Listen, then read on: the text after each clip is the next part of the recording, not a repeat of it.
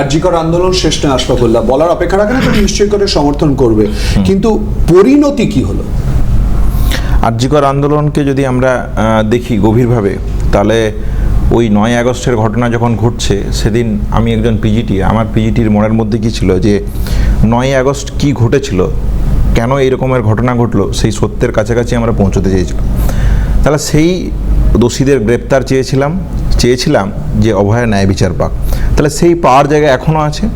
এবং একটা college, medical কলেজের অভ্যন্তরে একজন কর্তব্যরত চিকিৎসকের সাথে এই ধরনের নারকীয় ঘটনা কেন ঘটবে? যখন এই আন্দোলন এই দাবি আমরা যখন তুলেছিলাম আরজিকর মেডিকেল কলেজের অভ্যন্তর থেকে, যে আরজিকর দিচ্ছে ডাক, অভয়া বিচার পাক, নাগরিক সমাজ তাতে সম্পৃক্ত হয়েছিল। তাহলে সেই নাগরিক সমাজকে সাথে নিয়ে আমরা কিছু দাবি দাওয়া নিয়ে এই আন্দোলন শুরু করেছিলাম।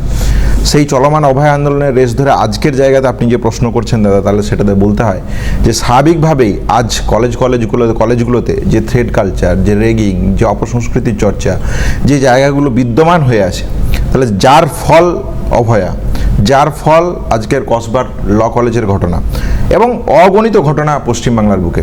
তাহলে এই জায়গাগুলোকে আমরা যতক্ষণ না একটা সুনির্দিষ্ট ফলাফলের জায়গাতে নিয়ে যেতে পারছি, অভয়ার জাস্টিসের জায়গায় নিয়ে যেতে পারছি, ততদিন অবধি এই আন্দোলন আমাদের দিক থেকে আমরা চালিয়ে যাব।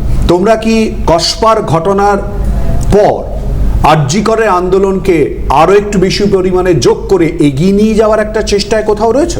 একদমই তাই। দেখো, আমাদের প্রচেষ্টা এবং আমাদের ভাবধারা বা প্রথম থেকে আন্দোলনের যে সূত্রপাত, যে লাইনেই আন্দোলনটা করার প্রচেষ্টা হয়েছিল, সেটা হলো শুধুমাত্র একটা অভয়া ঘটেছে তার বিচার নয়, ভবিষ্যতে আর অভয়া না ঘটে।